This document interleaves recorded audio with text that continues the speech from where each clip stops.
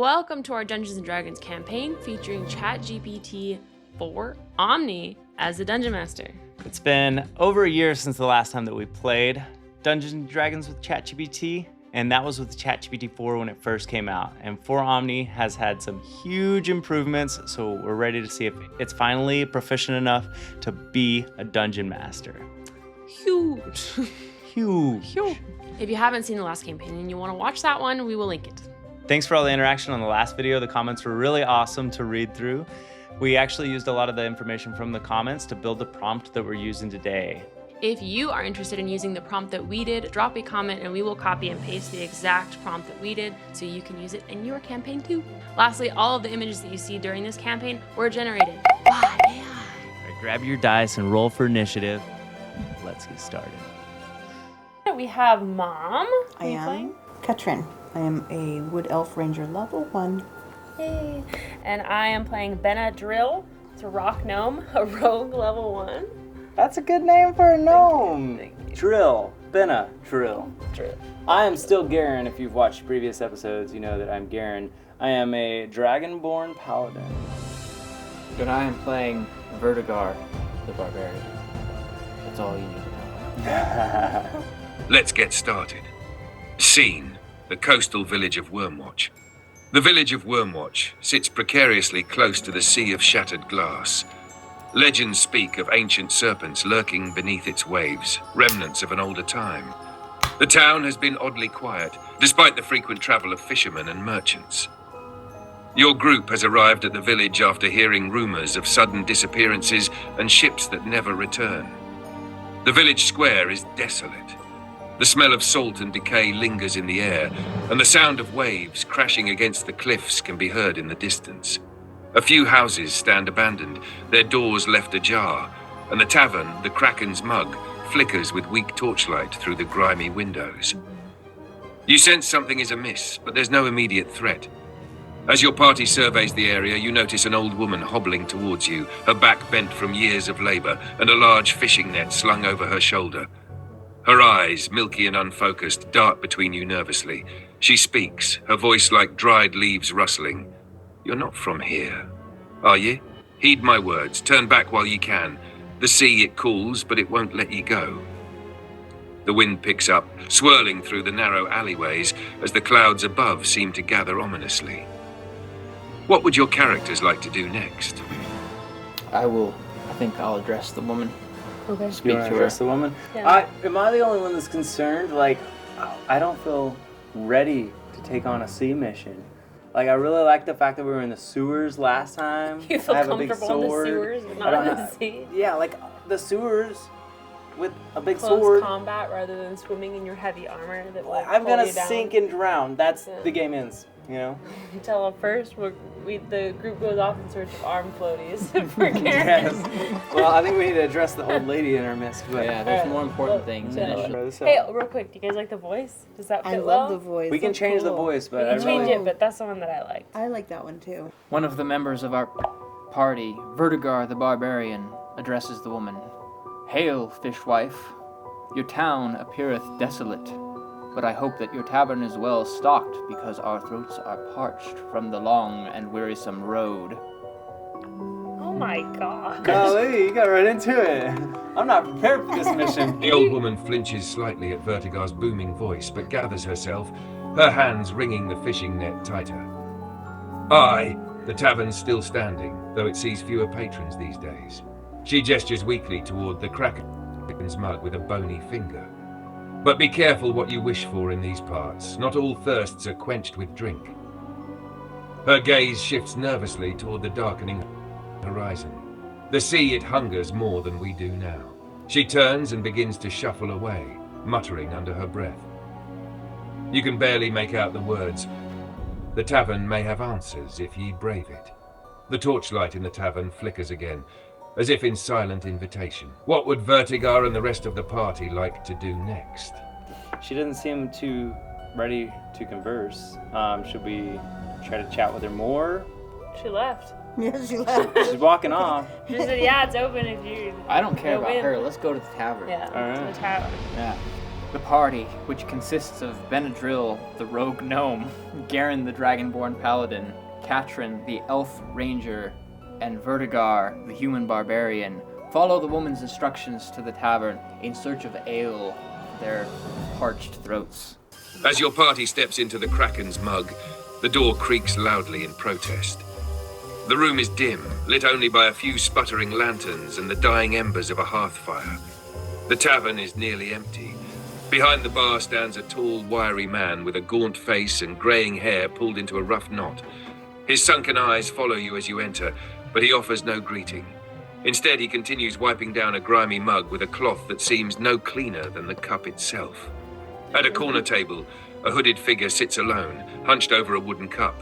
Their face is obscured, but the occasional clink of armor beneath the cloak suggests they might be more than just a simple traveler. The barkeep finally breaks the silence, his voice dry and gravelly. A drink, is it?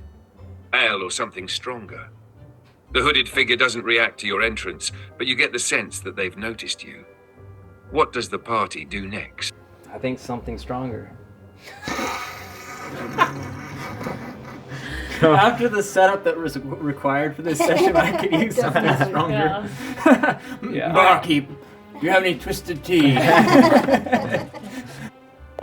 Garen, the dragonborn paladin, approaches the bartender and says, I'll have an L for each of us. There's 4 in my party. Also, what's up with the hooded figure in the corner of the room? The bartender pauses for a moment, eyeing Garen with an inscrutable expression before setting down the mug he was wiping. 4 ales, then, he mutters, turning to fill 4 wooden tankards from a barrel behind the bar. The ale splashes into the mugs with a dull thud, and he slides them toward Garen one by one. As Garen inquires about the hooded figure, the bartender's hand freezes for a moment, gripping the edge of the counter. He leans in slightly, lowering his voice. That one? Been sitting there since dawn. Says nothing, just watches. Don't cause no trouble, but something ain't right. His eyes dart briefly toward the hooded figure before returning to Garen. Best ye mind your business. Things have been strange enough round here without poking at shadows. What does the party want to do next? Benadryl, the rock gnome female rogue, asks the bartender what's been so strange around these parts. Partner?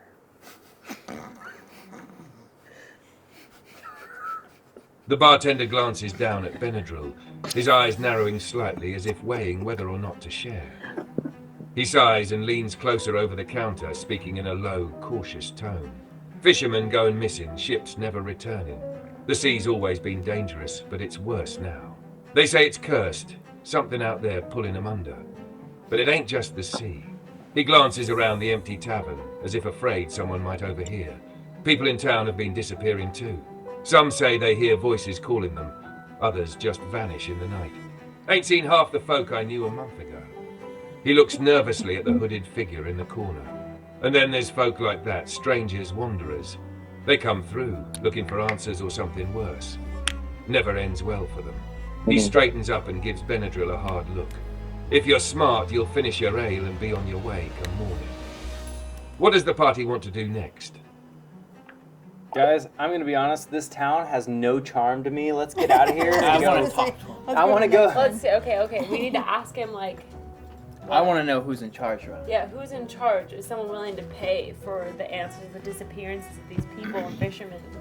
Vertigar, the barbarian, throws back his ale as if to impress the rest of the members of the tavern. He speaks to the bartenders in a rough voice. Bartender, who's in charge around here? Your town is in poor straits. I wonder who is responsible for this. Who are your protectors? The bartender watches as Vertigar downs his ale in one swift motion, a flicker of unease passing across his face. He wipes his hands on his apron and answers in a quiet, almost resigned tone. Used to be the town had a council, elders, fishermen, folk who kept things in order. But ever since the disappearances started, most of them are gone. Those that remain are too scared to do much of anything. He glances out the window where the sea churns under a darkening sky. As for protectors, there ain't many left. The few who tried to face what's out there, well, they never came back. He leans in closer, his voice lowering to a whisper. Some say the town's cursed. Others believe it's the sea itself. But if you're looking for someone to blame, You'd have to go to the lighthouse keeper, old Halmar. Lives on the cliffs outside town, keeps to himself mostly. He's the only one who talks about what's really going on. But no one listens to him anymore. Call him mad, but if there's anyone left who knows anything, it's him. The bartender straightens up, his eyes darting nervously between Vertigar and the hooded figure. But ye best be careful asking too many questions. What does the party do next?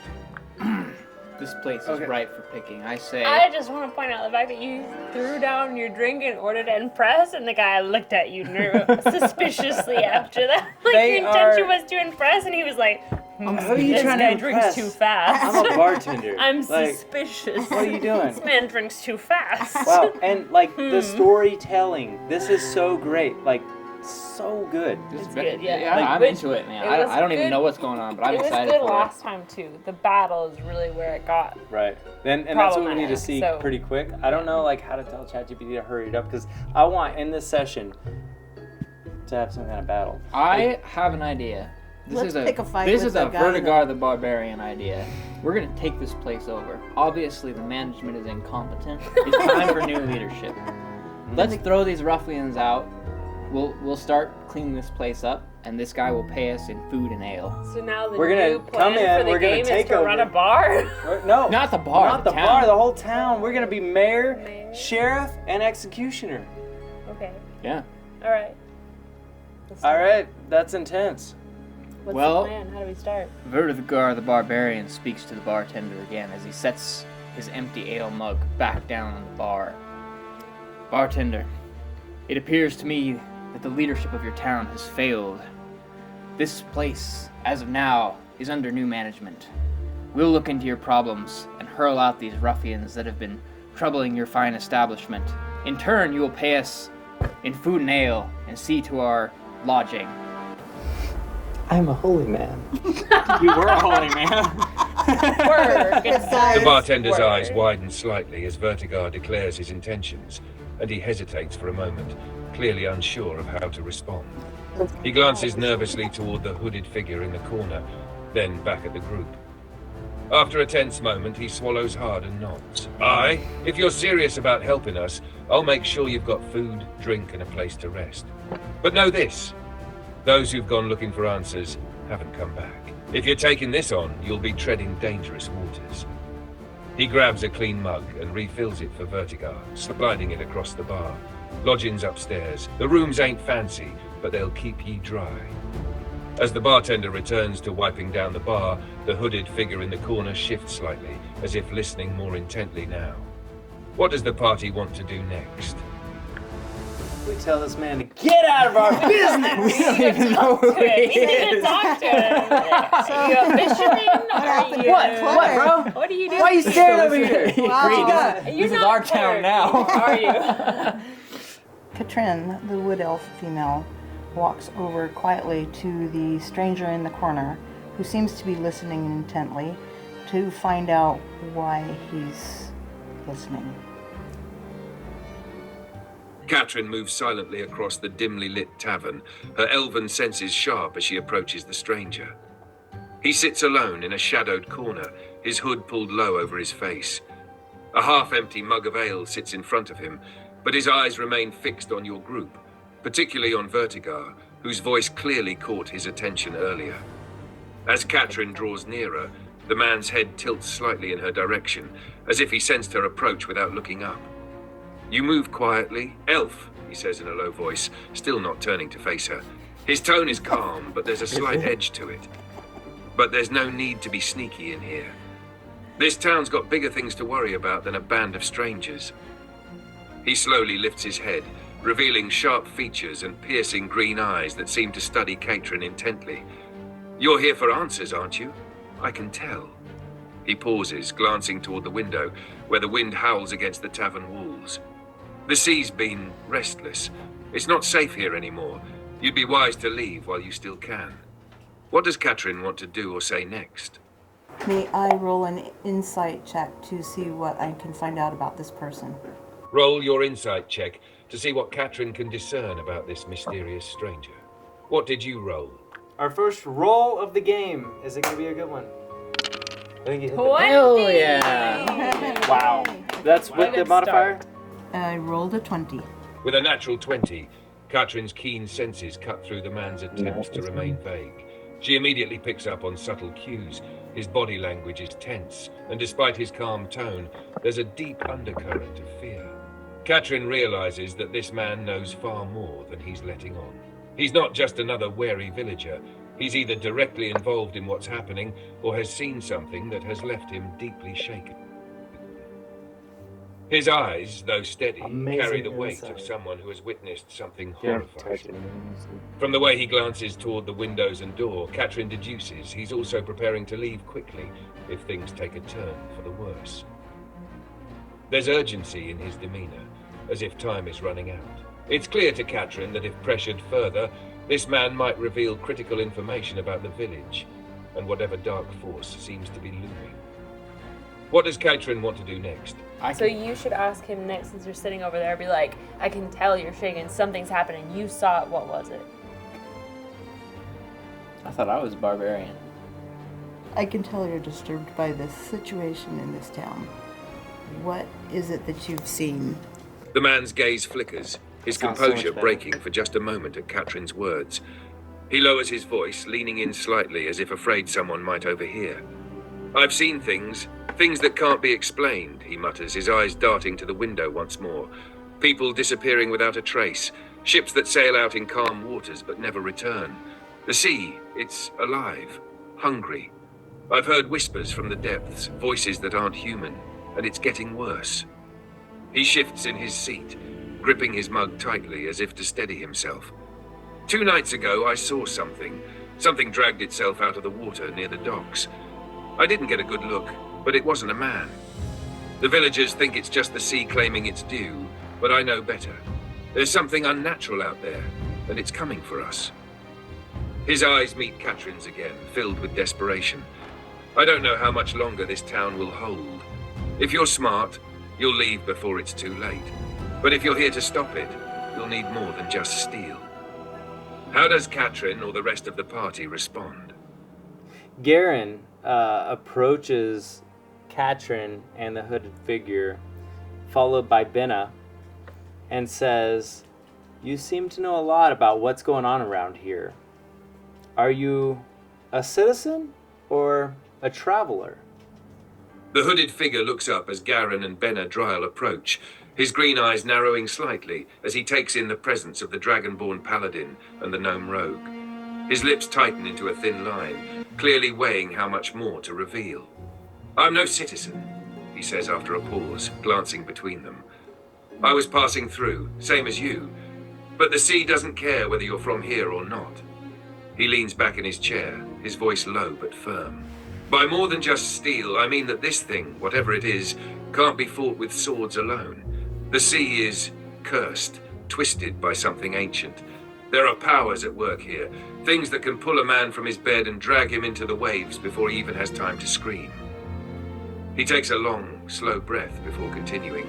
You'll need knowledge, magic, perhaps even the favor of the gods if you've got any to pray to. Steel will only slow it down if you're lucky. The man hesitates, then adds quietly, if you truly intend to face this thing, you'll want to talk to the village priest. He knows more than he lets on. But don't expect him to help you freely. He's scared, just like the rest of us. How would Garen, Benadryl, or anyone else in the party like to proceed? I'll talk to them. Vertigar addresses the hooded figure. I don't like your cowardly words, man. You underestimate the strength of steel mixed with resolve. Your words bring fear to this place, which is already cowering in a disgusting manner. We will speak to this priest, but first I would know your name.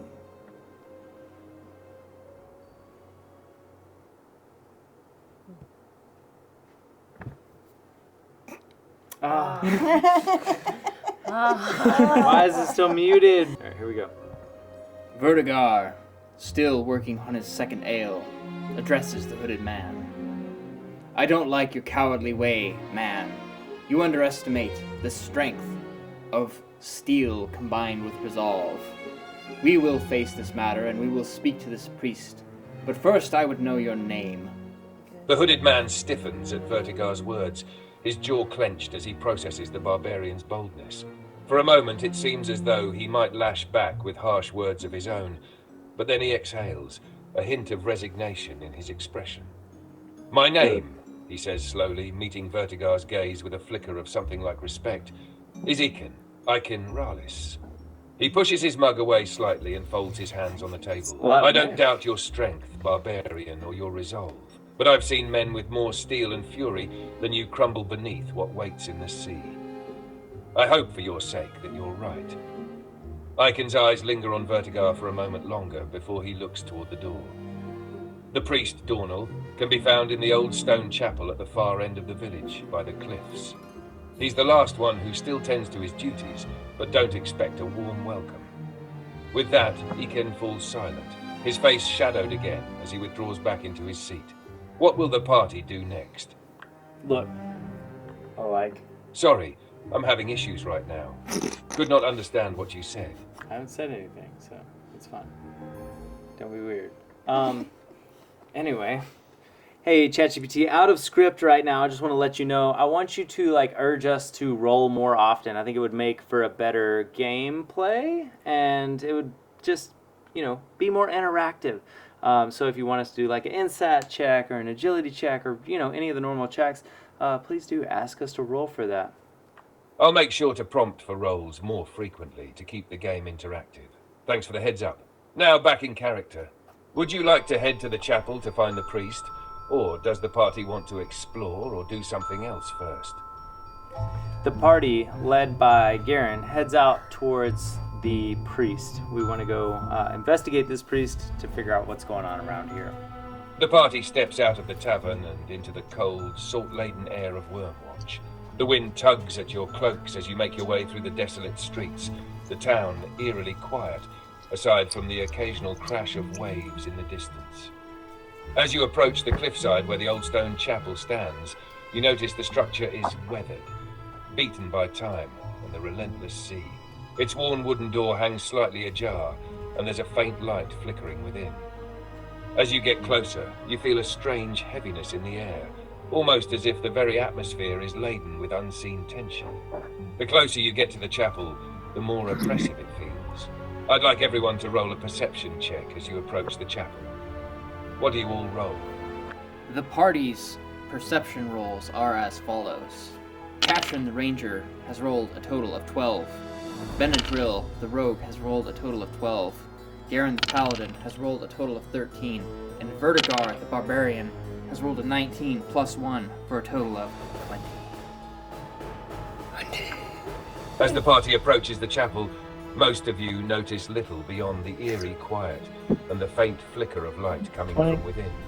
The village seems unnervingly still. However, Vertigar's sharp instincts as a seasoned barbarian alert him to something off. There we go. As he scans the area, he notices strange, damp tracks leading up the cliffside path and toward the chapel. The tracks are not human, long, webbed imprints, as if something with claws had been dragged from the sea up the rocky path. Though faded slightly by the wind, these tracks lead directly to the chapel door. The oppressive feeling in the air grows stronger, almost as if something is watching from within. What would the party like to do next? It's already paused. Proceed cautiously. How do you proceed? Vertigar the Barbarian points out the tracks and says to the rest of the party, which of you who know the ways of magic No. can explain Why this big this? dunk is here? These are no mortal tracks. Ooh. What kind of creature has walked this way? A dirty dump. Okay, let's have Katrin look at it and see Alright. what's going on with these tracks. Are they any natural creature? Vertigar. When Vertigar points out the tracks, Katrin inspects them closely. Do I need to roll a nature check? It should ask you. As Katrin kneels to inspect the tracks more closely, she gets a better look at their details. The webbed footprints are large, larger than any human's foot, and the claw marks dig deep into the earth. Wow. Whatever made these tracks was powerful, and its movement seemed heavy and Big deliberate. old Duffy. The dampness around the tracks gives Katrin the sense that this creature, or creatures, recently came from the sea. The pattern of the tracks suggests a single entity, but they are wide apart, indicating it moves with long, lurching strides. As Katrin looks more closely, she notices small, greenish scales caught in the crevices of the stone path, further hinting that whatever passed through here is Didn't not of ask the for land. perception. Katrin should make a nature or survival check to see if she can identify the type of creature that left these tracks. By nature. Would or you like to survival? roll for that? Yes, Oh. Let's say Oh, 10. 10. That's not too bad. Katrin rolled a 10 for nature. With a roll of 10 on nature, Katrin struggles to recall specific details about what kind of creature might have left these tracks. The scales and webbed nature of the footprints tell her it's something aquatic, likely from the sea, but she can't pin down exactly what species or creature it could be. The presence of the scales and the fact that it's moved so far inland suggests this creature is not commonly seen near human settlements.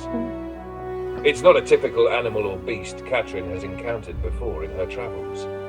Though she can't be certain, it's clear that whatever made these tracks is both dangerous and unnatural, further confirming the ominous warnings the party has received.